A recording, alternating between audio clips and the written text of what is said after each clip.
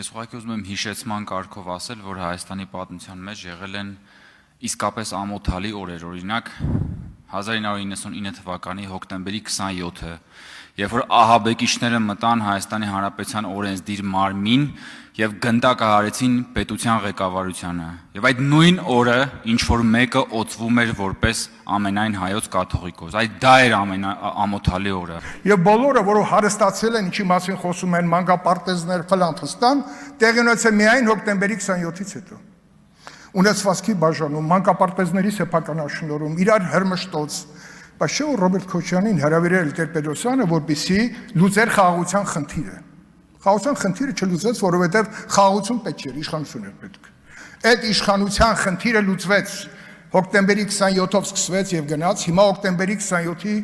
կարևորագույն վկաներից մի քանիսը դեռ կան, բայց սկսվեց վկաների այսպես շքերթ, մահվան։ Արցախի հարցի հարցարծումը ընդամենը պատրվակ էր։ Արտարոց ոչինչ տեղի չի ունեցել։ Պարզապես Հայաստանում խաղաղության եւ արժանապատիվ հաշտության կուսակցությունը պարտություն է կրել։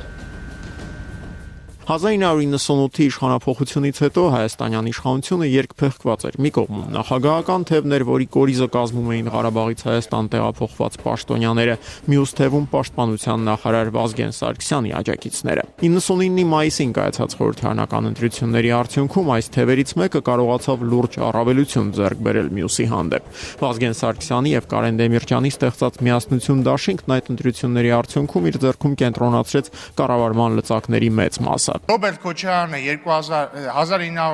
1999 թվականի հոկտեմբերի 26-ին անգլիական թագուհի էր, իսկ եւ հոկտեմբերի 27-ին, 28-ին, 29-ին եւ այդպես շարունակ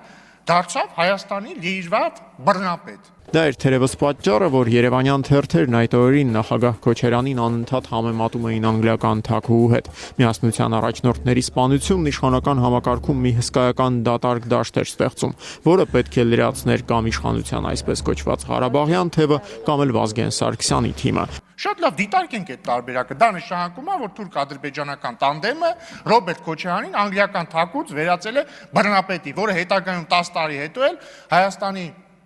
մայրաքաղաքում այնպես արեց, որ կամ իր հրամանների արդյունքում ստեղծվեց մի իրավիճակ, որ 10 հոգի սպանվեց։ Դա ճիշտ է։ Հոկտեմբերի 27-ը մի ոճրագործություն էր, որի չբացահայտումը մեզ ոչ մի լավ չի տանելու։ Հրանտ Մաթևոսյան, հոկտեմբերի 27-ը պետքա բացահայտվեր հոկտեմբերի 28-ին։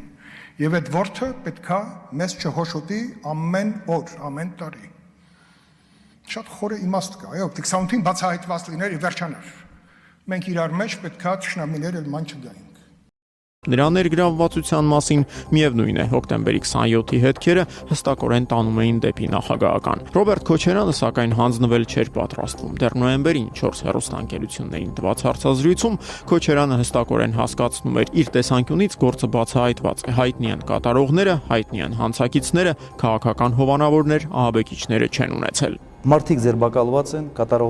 կատարողները ձերբակալված են, քանի որ ապացույցները կան, սա բացեր արված ամեն ինչ, եւ եթե դուք ուղղակի փորձեք շփվել քննչական մարմինների հետ, մարդկանց հետ, որոնք քննության հետ որևէ կապ ունեին, ապա քեզ կասեն, որ նույնիսկ, այսպես ասենք, գյուղի, այսպես հիմա մենք չունենք, բայց ուչաստկովին այս գործը ի վիճակի է վճռականության դեպքում, ցանկության դեպքում բացել։ 1999 թվականի հոկտեմբերի 27-ին թիրախավորվեցին եւ խոցվեցին հայ ժողովրդի ազգային արժեքները, սրբությունները, պետականությունը եւ եկեղեցին։ Ղարաբաղյան կլանը զավթեց Հայաստանում ժողովրդի իշխանությունը, ձևավորեց օլիգարխիայից, բանդիտներից, ջեբկիրներից կազմված իշխանություն։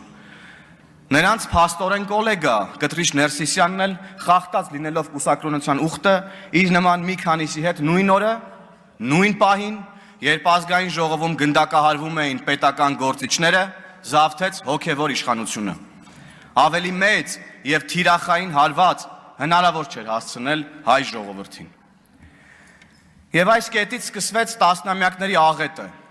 որպես գույք պարտքի դիմաց տրվեցին Հայաստանի տնտեսական, էներգետիկ կարևորագույն նշանակության օբյեկտներ, փաստացի հայ ժողովրդին զրկելով սեփական երկրում հարստանալու եւ իր երկիրը հարստացնելու, հզորացնելու հնարավորությունից։